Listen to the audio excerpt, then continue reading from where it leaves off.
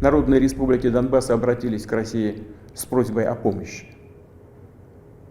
В связи с этим, в соответствии со статьей 51 части 7 Устава ООН, санкции Совета Федерации России и во исполнение ратифицированных Федеральным собранием 22 февраля сего года договоров о дружбе и взаимопомощи с Донецкой Народной Республикой и Луганской Народной Республикой, мною принято решение о проведении специальной военной операции. Ее цель – защита людей, которые на протяжении 8 лет подвергаются издевательствам, геноциду со стороны киевского режима. И для этого мы будем стремиться к демилитаризации и денацификации Украины, а также преданию суду тех, кто совершил многочисленные кровавые преступления против мирных жителей, в том числе и граждан Российской Федeracji. Ale zacznę od tego słynnego zdania, kiedy prezydent Putin wywołał barbarzyńską wojnę, zaapelował do ukraińskich żołnierzy: weźcie władzę w swoje ręce, łatwiej będzie z wami negocjować niż z bandą narkomanów, neonazistów, która siedzi w Kijowie i wzięła naród ukraiński za zakładników. No, Wołodymyr Żeleński, trudno go nazwać neonazistą czy nazistą, dlatego że warto o tym pamiętać, że nie tylko jego rodzice są Żydami, czego nigdy nie ukrywał, ale jego doradca, szef sztabu generalnego, Andrzej Jermak, również ma żydowskie korzenie. Jego rodzinę wymordowano w Babim Jarze. Z kolei ojciec 5. prezydenta Ukrainy, Petro Poroszenki, był również Żydem. Podobnie jak premier w ówczesnym jego rządzie, Wołodymyr Grossman. Także ciekawe, prawda, że w strukturze tej nowej władzy ukraińskiej jest całkiem sporo ludzi, którzy mają jakieś pochodzenie żydowskie. Żeleński urodził się w 1978 roku w Krzywym Rogu na Ukrainie. Nie wiem, czy Państwo wiecie, że jest to jedno z najdłuższych miast na świecie. Najdłuższych w sensie długości. Jedne źródła mówią o 60 kilometrach, inne o 126 kilometrach. Taka ciekawostka. Co jest bardzo sympatyczne dla nas, to to, że w mieście są aż 3 ulice upamiętniające Polaków. Między innymi badacza Syberii, geologa i paleontologa Jana Czerskiego oraz Stanisława Kątkiewicza, inżyniera górniczego i geologa. Bardzo to ciekawe i takie mało docierające do nas, że jednak ta pamięć o Polakach, którzy gdzieś tam mieszkali, ona istnieje. Tak vice versa, przed wojną, która wybuchła, ja nie wiem, czy w Polsce jest aż tak bardzo dużo ulic upamiętniających wybitne postaci ze sceny ukraińskiej. No za wyjątkiem zapewne, nie wiem, Szewczenki i tam jeszcze kilku nazwisk. Przypomnijmy, w 2000 roku młody Wołodymir ukończył Narodowy Uniwersytet Ekonomiczny w Kijowie, uzyskał tytuł magistra prawa, potem został aktorem, performerem, scenarzystą, producentem komediowego Kwartał 95, wyprodukował całkiem sporo różnych filmów pełnometrażowych, zdobył, o czym właściwie mało kto wie, aż 30 nagród Narodowej takiej nagrody telewizyjnej Ukrainy. Był laureatem także wielu międzynarodowych festiwali filmowych. 21 kwietnia 2019 roku został wybrany na prezydenta, a więc za 2 dni będzie rocznica tego wyboru. 20 maja został zaprzysiężony jako 6. prezydent Ukrainy. Żona Olena Żeleńska z domu Kijaszko, architektka i pisarka. Żeleński, co jest bardzo istotne, urodził się naprawdę w rosyjskojęzycznej części wschodniej Ukrainy i cała rodzina właściwie używała wyłącznie języka rosyjskiego. Dziadek służył w sowieckiej Armii Czerwonej podczas II wojny światowej. Wszyscy jego bracia oraz ojciec Siemiona zostali zamordowani w Holokauście. Z kolei jego babcia mieszkała w Krzywym Rogu. Zanim zajęli go Niemcy, ewakuowała się do Alma-Aty w Kazachstanie. Tam studiowała, została nauczycielką. Po II wojnie światowej wróciła do Krzywego Rogu, w którym urodził się właśnie Żeleński. O swojej żydowskiej przeszłości i rodzinie mówił bardzo rzadko i bardzo skromnie. Zwykła sowiecka i żydowska rodzina. Większość rodzin żydowskich w Związku Radzieckim była całkowicie niereligijna. Te synagogi to z tego, co ja czytałem w okresie sowieckim, były bardziej taką fasadową opowieścią w narracji tej ideologii sowieckiej, że oto żyjemy w państwie, prawda, wielonarodowym i wielu kultur. W 2020 roku, czyli nie tak dawno, dla Times of Israel Żeleński powiedział, że miał bardzo zwyczajne żydowskie wychowanie. To też bardzo taka ciekawa jakby taka figura. Nie bardzo wiadomo, czy on gdzieś uczęszczał do jakiegoś cheder-u. Podejrzewam, że nie, że to było szalenie powierzchowne. Swoją religię zwał zawsze jako sprawę osobistą, przysięgę prezydencką złożył na Biblię. Formalnie nie miał innej możliwości. Zresztą o tę Biblię w gruncie rzeczy nie ma o co kruszyć kopii, bo przecież ma też odwołania do cywilizacji judeo-chrześcijańskiej. Bardzo jest ciekawy ten okres wyborów prezydenckich i myślę, że mało znany. Jego przyjaciel Żeleńskiego, główny rabin Dniepru, Szmuel Kamieniecki, zwrócił uwagę, że największa niechęć wobec jego kandydatury pochodziła ze strony środowisk żydowskich właśnie. Rozpętała się cała napaść na kandydaturę Żeleńskiego nie ze strony cerkwi prawosławnej, która, no nie ukrywajmy, miała również takie nastroje antyżydowskie, może nawet antysemickie, ani też ze strony ukraińskich nacjonalistów. Największa niechęć, z którą się spotkał Żeleński, była ze strony hierarchii oczywiście, hierarchii gminy żydowskiej w całej Ukrainie. To jest bardzo ciekawe, dlaczego tak się stało. Otóż argumentacja brzmiała mniej więcej w ten sposób, że wybierzemy prezydenta, coś mu się nie powiedzie, prawda? To wtedy dopiero dostaniemy po łbie za to wszystko. Wtedy sprowokujemy jakby pogromy, które gdzieś tam się tlą w mentalności wielu Ukraińców. Niech nam tylko coś nie wyjdzie. Żydzi mówili dosłownie tak: nie powinien kandydować, bo jeśli sprawy pójdą źle, znów będą pogromy. Doszło do tego, że społeczność żydowska opowiedziała się po stronie kandydatury Petra Poroszenki, który też miał, nawiasem mówiąc, korzenie żydowskie, ale się nie przyznawał on osobiście do żydowskiej religii, do żydowskiej narodowości. Natomiast po wyborach główny rabin Dniepru, w którym mieszka dziś 50 000 Żydów, powiedział w ten sposób, podsumowując to, z radością zresztą, że Żeleński wygrał: na szczęście czasy pogromów minęły. Rabin poznał Żeleńskiego w 2010 roku, kiedy z własnej inicjatywy zaprosił komika na taki występ w trakcie obchodów święta Purim. Od tego czasu spotykali się bardzo często, również na takim słynnym spotkaniu, kiedy już Żeleński został wybrany i spotkał się z przedstawicielami gminy żydowskiej. Dla mnie jest to zaskoczenie, że Ukraina jest obecnie trzecią albo czwartą co do wielkości społecznością żydowską na świecie. Ocenia się, że szacunki są bardzo interesujące, od 120 do 400 000 Żydów. Oczywiście trudno to wszystko policzyć, trudno zweryfikować, prawda? Te wszystkie dane są niezbyt precyzyjne. Niemniej jednak jest to ogromna społeczność żydowska. Na pewno Państwo widzieliście żołnierzy w jarmułkach, prawda? Którzy gdzieś tam stoją na ulicach Kijowa, walcząc po stronie ukraińskiej. Żeleński wielokrotnie podkreślał, że antysemityzm na Ukrainie jest śladowy. Ja z tym poglądem jestem troszkę zdumiony, dlatego że z tych różnych przekazów, takich podprogowych w Polsce, ciągle docierały do mnie takie informacje: Ukraina jest bardzo antysemicka i tak dalej, i tak dalej. Okazuje się, że jest to nieprawda. To nawet nie o to chodzi, że ja tak uważam, tylko sondaże tak mówią. Zdaniem Żeleńskiego wśród Ukraińców prawie nie ma nienawiści do narodu żydowskiego. Przypomniał jednak, że w okresie oczywiście Rosji sowieckiej ten antysemityzm istniał. On był podsycany w zależności od określonej sytuacji. Taki słynny analityk ukraiński, który nazywał się Szczupak, mówił w ten sposób, że mamy oczywiście na Ukrainie antysemitów, ale nie mamy antysemityzmu jako polityki państwa. W polityce państwowej ten antysemityzm był nieobecny, zarówno za Poroszenki, jak i oczywiście za Żeleńskiego. Według sondażu Pew Research Center z 2018 roku Ukraina jest krajem w Europie Wschodniej o najniższym poziomie antysemityzmu. Przykładem jest chociażby Humań, prawda, który co roku do Humania zjeżdża kilkadziesiąt tysięcy Żydów.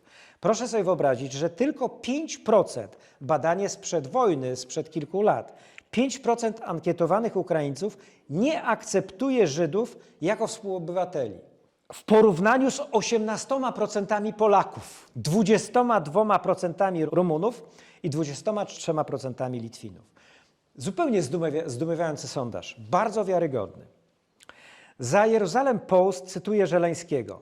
Antysemityzm to trucizna, na którą nie ma miejsca w Ukrainie. Teraz się mówi na Ukrainie. Nie, odwrotnie się mówi. W Ukrainie. Tak. Ale słyszałem wypowiedź tego Miotka, że można tak i tak, ale oczywiście u nas wojna trwa. Ja się jakoś tak przyzwyczaiłem do na Ukrainie. Może To jest poprawnie, tylko Ukraińcy sobie życzą w Ukrainie. A, Więc, jeżeli nie politycznie, to mówimy od dzisiaj w Ukrainie. Dobrze. I Żeleński dodaje, Ukraińców nie obchodzi, czy ich prezydent jest Żydem, chrześcijaninem czy muzułmaninem, byleby chronił interesy narodu ukraińskiego. Temat żydowski powrócił już w trakcie wojny. Po rosyjskim ataku na maszt telewizyjny w Kijowie obok Babiego Jaru, miejsca nazistowskiej masakry z czasów II wojny światowej, Żeleński zareagował. Wzywam teraz wszystkich Żydów na świecie. Czy nie widzicie, co się tutaj dzieje? Ważne jest, aby miliony Żydów na całym świecie nie milczały w obliczu takich widoków, ponieważ nazizm narodził się w ciszy. To bardzo piękne zdanie, jednak relacje Ukrainy z Izraelem, jak Państwo pewnie wiecie, z wielu powodów nie były i ciągle są bardzo kiepskie. Na konferencji prasowej Żeleński powiedział do Żydów, będąc w Izraelu, że jest wdzięczny za piękne zdjęcie ludzi owiniętych flagą Ukrainy pod ścianą płaczu, ale jednak wyraźnie zaznaczył, że nie czuje, tu cytuję, aby rząd Izraela owinął się flagą Ukrainy.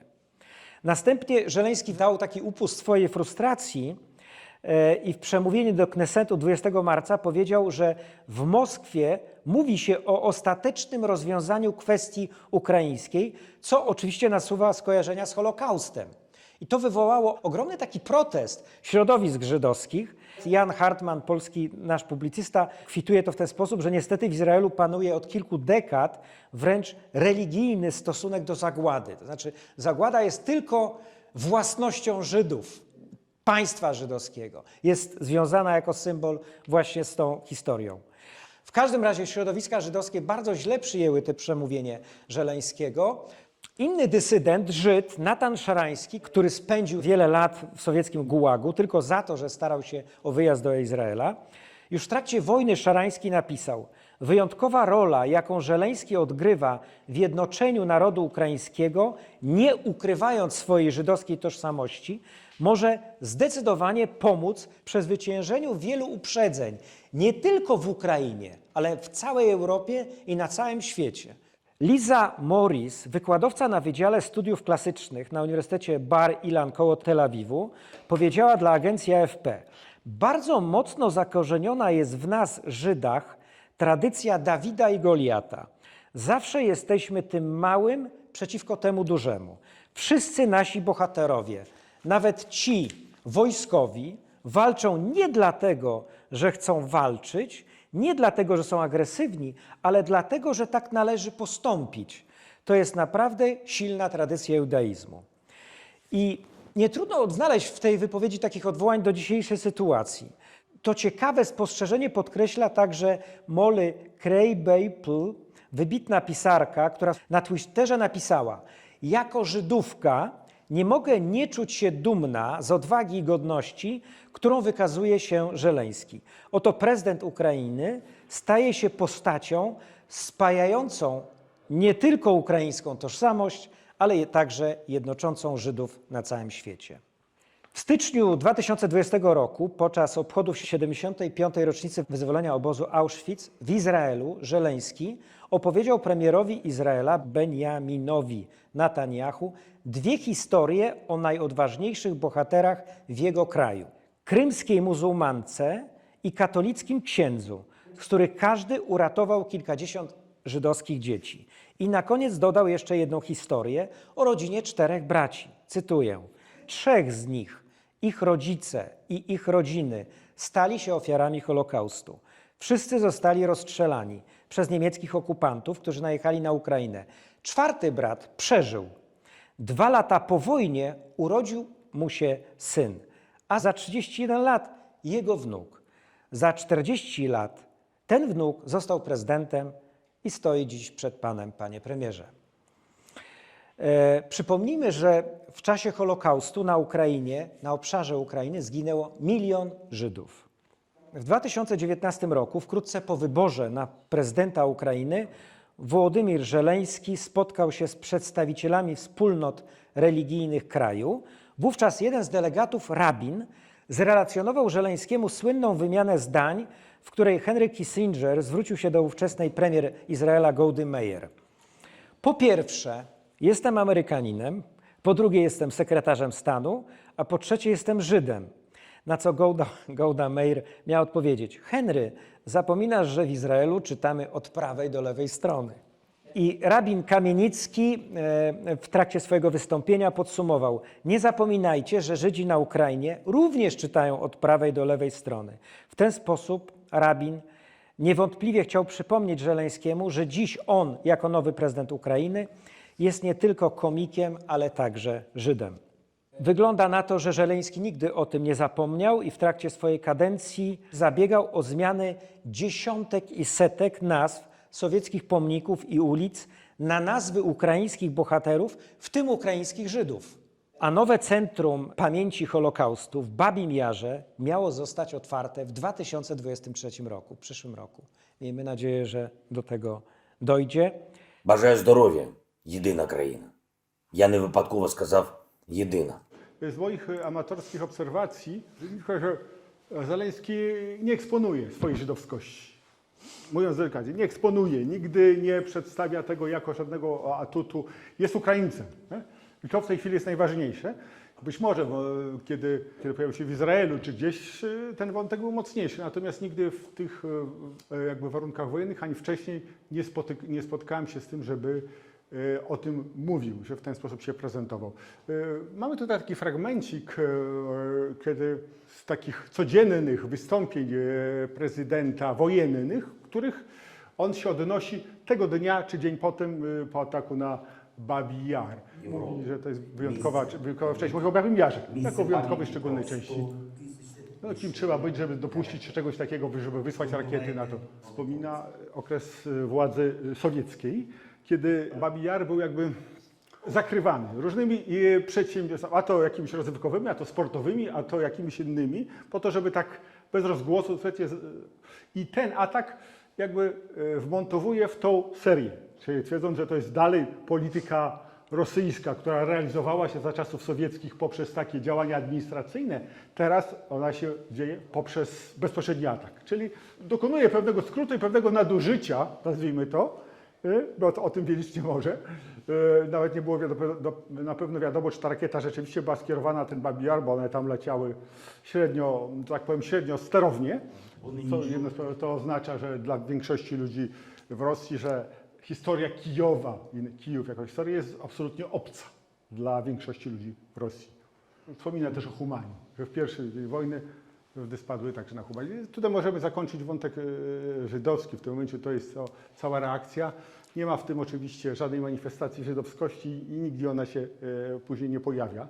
Ja od paru lat śledzę jakby życie takie polityczne, medialno-polityczne na Ukrainie. Oglądam zwłaszcza programy, a zwłaszcza bardzo popularne talk show polityczne, które podobnie jak w Rosji, tylko w Rosji to już się tego od dawna nie da na to patrzeć, bo to już jest odlot zupełny i był już za 2 lata wcześniej. Natomiast w Ukrainie było dużo programów, w których godzinami różne osoby debatowały, wyrażały swoje opinie na temat polityki, na temat prezydenta, na temat wszystkiego.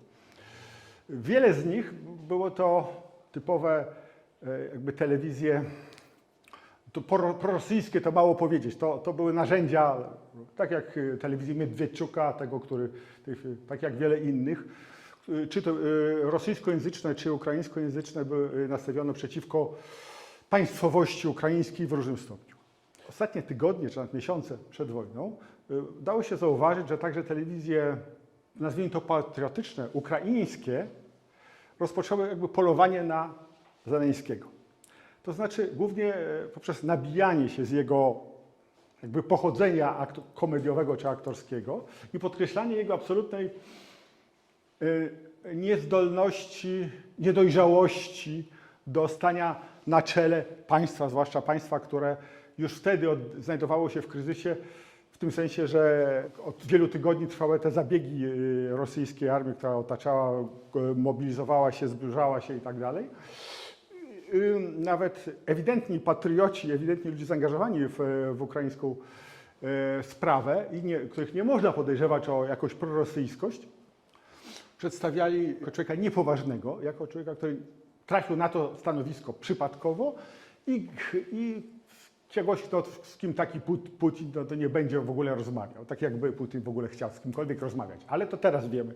Także wyglądało to naprawdę bardzo źle. Prezentowano też często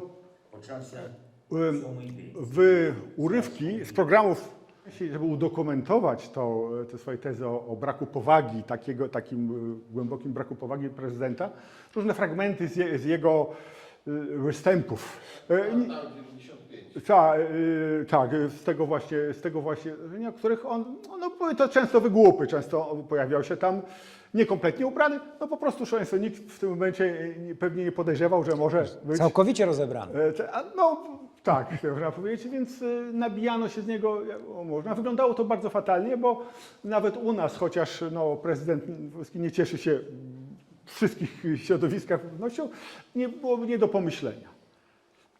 Było to naprawdę już w momencie żenujące, bo człowiek się zastanawiał, czy jakoś tak jak ja, zaangażowany jednak, znaczy emocjonalnie przynajmniej w Ukrainę, to, że to jest taka antyrosja, przynajmniej w sensie politycznym, że to zmierza ku jakiemuś, nie wiadomo dokąd, takie traktowanie własnego prezydenta. No i mamy 24 lutego i nagle to wszystko, co obciążało prezydenta, co było dla niego obciążeniem, obraca się na jego korzyść. Obraca się na jego jakieś umiejętności aktorskie, przynajmniej świadomość warsztatu, umiejętność zachowania się. I ta jego przeszłość niepolityczna, to znaczy to, że nie wyrósł ze środowisk politycznych, ze środowisk takich typowo politycznych i to, że nie był oligarchą, chociaż oczywiście w różnych układach był związany poprzez swoje przedsiębiorstwo, Kwartał 95 właśnie, nagle się budzi zainteresowanie nim jako, powiedzmy sobie, normalnym człowiekiem, który trafił do tej polityki skądinąd i musi teraz stawiać czoło takim wyzwaniom. Stąd niezwykła popularność i serialu Sługa Narodu, która go wyniósł, która jest teraz w Netflixie, amerykańskim, przynajmniej kanadyjskim. Jego YouTubie, fragmenty z jego cieszą się ogromną, tak powiem, przeglądalnością i nagle to wszystko okazuje się ogromnym kapitałem.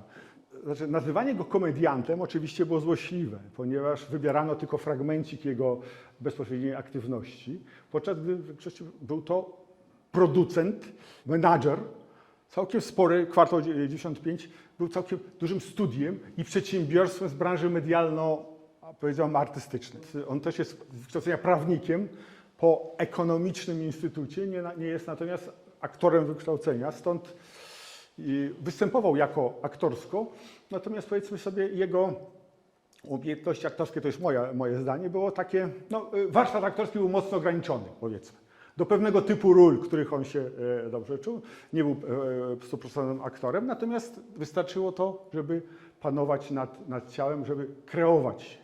Co mnie uderzyło, kiedy słuchałem pierwsze wystąpienia wojenne, to przede wszystkim to, że one nie były wojenne. To znaczy w małym stopniu były wojenne. W małym stopniu wzywały naród do rzucania się pod gąsienicę czołgów, prawda? Do takiego oporu albo my, albo oni, a w większym stopniu, żebyśmy się o siebie martwili, żebyśmy się sobą zajmowali, żeby silniejsi czy mocniejsi pomagali słabszym, prawda? Czyli na budowaniu takiej wspólnoty. Mówi to, że przez ten czas, ten krótki czas wojny, nasza jedność No, ukształtowała się niż 30 lat wcześniej, przez te 30 lat naszej niepodległości, prawda? I dalej? Ми багато пробачили один одного. O, my przebaczamy sobie nawzajem. Nie? Ми полюбили My один одного. pokochaliśmy jednego, no pokochaliśmy się nawzajem. No to, Помагаємо. zwróciłeś uwagę na ten właśnie element, który Zeleński, nie wiem czy prowadzony intuicją, czy może to jest taka kombinacja cech charakteru, która u niego się wykształtowała i fakt, że jest jakby mało polityczny, to znaczy mało polityczny w słowach, natomiast w tym, co robi, jest oczywiście bardzo polityczny, że uznał, że budowanie tego elementu, czyli budowanie jedności i budowanie na takich bardzo podstawowych cechach, nie? Wzajemnej współpracy, pomagania sobie jest czymś ważnym. Co jest poza tym charakterystyczne dla tego przekazu, który jest w ten sposób tworzony? Otóż on podbił media społecznościowe, stworzył ogromną sympatię dla. Nie tylko dlatego, że jest wojna, to przyciąga uwagę w Europie. Nie tylko dlatego, że duży napad małego, jest sympatia naturalna, ale także dlatego, że ten przekaz, który lansuje od początku Zeleński, był od początku właśnie łagodny. Nie był wojennym przekazem. To budziło sympatię i właściwie propaganda rosyjska, która jest potężna i była potężna, nie potrafi sobie do tej pory z tym poradzić. No bo cóż oni mogą robić? Oni mogą straszyć, czy mogą kłamać w sposób oczywisty. A tutaj mamy taki soft power, czyli taką ogromną siłę, która popłynęła tak jakby z serca do tego i okazała się bardzo silna, bardzo wpływowa. Co jest charakterystyczne także dla jego przekazu pierwszego i utrzymuje się, to jest jakby przypominanie, że mamy państwo. Nie wiem, na ile Państwo Ukrainę znają, ale ja nie spodziewałem się czy miałem obawy co do Ukrainy. Wiedziałem, że są tam odważni ludzie, którzy będą walczyć. Ale miałem przekonanie, że jakby wiary we własne państwo to tam nie ma. To znaczy wiary we własne instytucje państwowe, brak zaufania co do policji, co do prokuratury, przekonanie o wielkich bogaczach, którzy tak na wszystkim rządzą, to jest obce. I spodziewałem się raczej, że to się może rozlecieć z tego powodu, czyli nie ma solidarności społecznej. To, co się stało, mnie zaskoczyło bardzo. Ta spójność, która się pojawiła, nie wiem skąd, ale zapewne Zeleński, czy świadomie, czy nieświadomie, nie potrafię tego ocenić, podkreślał cały czas, mamy państwo, mamy wojsko, mamy policję, mamy administrację, zwracajmy się do nich, prośmy o nich. Nie jesteście sami, prawda? Jest ktoś, są te służby, które powinny się tym zająć i one się tym zajmują. To jest coś dla mnie zaskakującego, prawda? Znającym troszeczkę realia Ukrainy, nie tylko z własnego tam podróży, bo tych nie było aż tak wiele, jakbym chciał, ale z obserwacji telewizji i różnych artykułów ukraińskiej. To, że przekonanie o wiarę we własne państwo, we własne instytucje, tego nie zauważyłem, nie zarejestrowałem. Także postawa Zeleńskiego była dla mnie takim spoiwem. Od tego czasu minęło już wiele dni. Zeleński pojawił się w różnych konfiguracjach wiele razy. To są pierwsze reakcje. Pokaż te selfie pierwsze. To mamy tam, chyba to jest takie pierwsze selfie Zeleńskiego, który pokazuje z własnego gabinetu, pokazuje siebie, nie? Łapie go kamera, za chwilę kamera główna. Nie? I jest to też coś, co budzi sympatię. Dowód oczywistości i lekkości.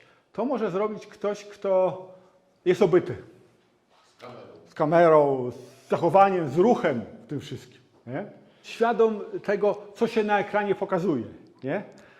Czy nie jest tak jak większość ludzi, którzy nie mają z kamerą do czynienia, nie wie tak naprawdę, patrzy w kamerę, ale nie wie, co tak naprawdę tam widać po drugiej stronie. On to wie.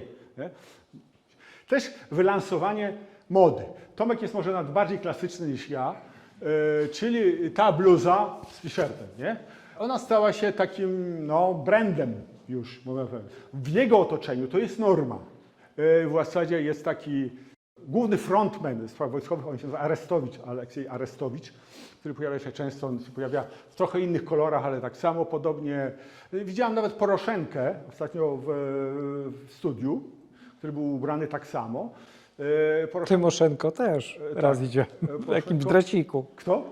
Tymoszenko. A, tak, to się robi prędko. Udają już tam, Macron się nawet coś tam przebrał, co mu wybija, co z niego się wybija, że udaje kogoś, kim nie jest. Zrobił się z tego pewien styl, który mówiący, że ubieramy się schludnie, ale jednak roboczo, prawda? Dlatego w takim stroju pojawia się także, czasami nawet w samym t-shircie pojawia się w tych zdalnych wizytach w różnych parlamentach, prawda? Nie przebiera się w garnitur, nie zakłada marynarki, pojawia się właśnie w ten sposób i to jest jakby absolutnie akceptowane.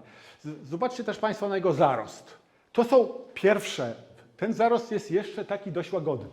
Zarost ma symbolizować, no nie mam czasu na pierdoły, nie? To jest taka deklaracja, że jestem zapracowany. Teraz jego jakby zarost rośnie proporcjonalnie od natężenia walki, że tak powiem. Nie? Teraz jego zarost jest wyraźnie większy i w jego otoczeniu zarost jest czymś obowiązkowym. Jest to też rodzaj manifestacji, prawda? Jesteśmy zapracowani, nie zajmujemy się takimi banalnymi rzeczami, jak jakoś tam, jak własną twarzą. Nie? Ma to jakoś wyglądać, to nie może być, ale jest to cały czas kontrolowane, jestem o tym przekonany. To jest też pewien rodzaj przekazu. Nie? On przekazuje, znaczy jego naród miałby kłopot, jego wyborcy, gdyby widzieli go schludnie czystego w garniturze, prawda? Ma emanować pewną pewnością siebie. Nie może być kimś, kto się, nie wiem, poddaje, przez którego beznadzieja przechodzi, jakaś taka niekontrolowalność. On bardzo często mówi o tym, co będzie potem. Czyli co po wojnie, co będziemy robić po wojnie, co zrobimy po wojnie. To jest bardzo ważne, ponieważ to buduje przyszłość. To znaczy, że to, co mamy, to jest coś chwilowego, coś, co się kończy wreszcie, nie? I my będziemy mieli normalne życie. To jest bardzo ważne, żeby to mówić, żeby nie koncentrować się tylko na wojnie. Od tego czasu stało się wiele rzeczy strasznych, takich jak masakr. To, co mówi Zełenski, jest już twardsze. Albo my, albo oni.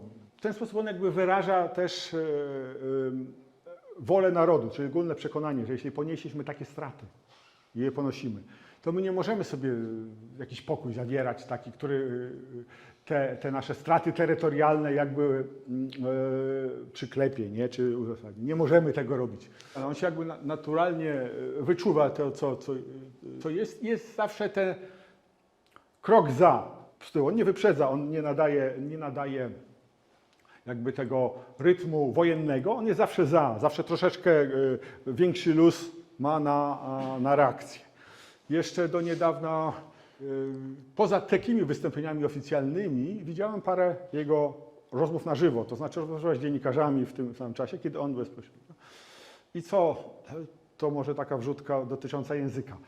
Dla niego pierwszym językiem jest język rosyjski. Ewidentnie. Jest to ewidentnie rosyjski. Podobno ukraińskiego na poważnie zaczął się uczyć w 2017 roku, czyli stosunkowo niedawno. W czasie tych wywiadów, w którym mówił po rosyjsku, bo miał taką rozmowę z rosyjskimi mediami, tymi tam niezależnymi, różnymi wpływowymi. Spotkałem się z tym, że on zapomniał rosyjskiego. Naprawdę, to miał takie momenty, że mówił po ukraińsku, zastanawiał się i pytał swojego doradcę, a jak to jest po rosyjsku, prawda? On, który jest rosyjski, rosyjski jest jeszcze ewidentnie, prawda? Zełenski jest takim epicentrum tego świata, ale wokół niego tworzą się różne propagandowe przekazy, które on firmuje mniej lub bardziej, które jakby łagodzą, na początku przynajmniej tak było, łagodziły tę wojnę, czyli przedstawiały obrońców pokoju jako ludzi właśnie takich jak w tym żydowskim przekazie, zmuszonych do pewnego działalności. Normalnych ludzi, którzy nie pałają chęcią zemsty, którzy lubią zwierzęta i kwiaty, ładne dziewczyny w mundurach. To jest typowy przekaz dla strony ukraińskiej teraz, który bardzo podbija internet i bardzo podbija te wszystkie, ponieważ to jest coś innego, tego się nikt nie spodziewał. Nie? Ale fakt, że przekaz ukraiński podbił media społecznościowe, absolutnie w pierwszych tygodniach, do dziś to trwa. Powstało też wiele, nie wiem, piosenek, utworów muzycznych i na nutę ukraińską, czyli korzystających z muzyki tradycyjnej ukraińskiej i wykorzystujących, nazwijmy to, standardy, do których podkładano słowa właśnie umiejętności Zełenskiego, zwłaszcza także jego kontakty z różnymi krajami, te oficjalne jego wystąpienia podczas parlamentu wskazują na to, że nad tym panuje. Inne ma do powiedzenia Niemcom, których chce trochę wcisnąć w poczucie winy, prawda, działając. Co innego ma do powiedzenia Grekom, który mówi, że Mariampol to Termopile, prawda. Z kolei Finom przypomina wojnę zimową i podobne rzeczy. I z tym jak na razie przynajmniej w tej części z powodzeniem. Wspomniałeś o tej brudce, o tym jego pulowerku, prawda? Ale to też jest takie trochę antyputinowskie, prawda? To jak zachowuje się Putin. Dokładnie odwrotność pewna, prawda? Tak, trudno sobie wyobrazić selfie Putina gdzieś po Placu Czerwonym. Prawda? Wydaje mi się, że Putin, jak sobie siada za tym długim stołem, prawda, gdzie tam 50 metrów siedzi jego minister skarbu i się zastanawia, jak ratować ten budżet, a on mu wydaje polecenia. No więc on jest zupełnie troszeczkę inny. Ale moje pytanie jest troszkę inne. Mamy te 50 kilka dni, on właściwie codziennie zabiera głos. Czy sądzisz... nawet 2 razy. Właśnie. Czy sądzisz, że jego ta narracja, opowieść ewoluuje, zmienia się? Wraz z zarostem pojawia się więcej wojennych elementów. Mówi teraz wszystkie wystąpienia, pozdrawia obrońców i obrończynie, prawda? Tak, uwzględnienie także kobiet w języku jest czymś dla jakby wschodu nietypowym. To jest raczej taki język równościowy, jak to się mówi teraz, i jest typowy dla zachodu, ale wspomina. I raczej podbudowuje wolę walki, tak, przekonanie o tym. Pojawiają mu się wątki typowo wojskowe, kiedy mówi o kwestii zużycia przez stronę rosyjską swoich najbardziej cennych rakiet i że coraz więcej pojawia się elementów militarnych. Zresztą takie jest oczekiwanie prawdopodobnie, bo wojna staje się coraz bardziej brutalna po tych różnych masakrach, które odkryto, a pewnie jeszcze będzie trochę tego, bo nic dobrego, wszystko to idzie w kierunku takiej, powiedzmy, desperackiej wojny prowadzonej przez Rosję, nie? Która jakby nie zawiera elementów, nie zawiera rezerwy na inny wybór, na zawstrzymanie, na cokolwiek innego poza wojną. Także on się pod tym względem oczywiście zmienia, ale stał się już takim stałym elementem ukraińskiej rzeczywistości. Nie? Teraz oczywiście skupienie się wokół państwa, wokół instytucji, wokół policji, wszystkiego jest niewiarygodne. Ale to mnie uderzyło. W porównaniu z moim przekonaniem osobistym, a także z tego, co widziałem w różnych przekazach telewizyjno-internetowych, bardzo bogatych ukraińskich, to przekonanie o kruchości tego państwa, umowności, o powszechnym złodziejstwie, o instytucjach, które są skorumpowane albo zaangażowane politycznie zanadto.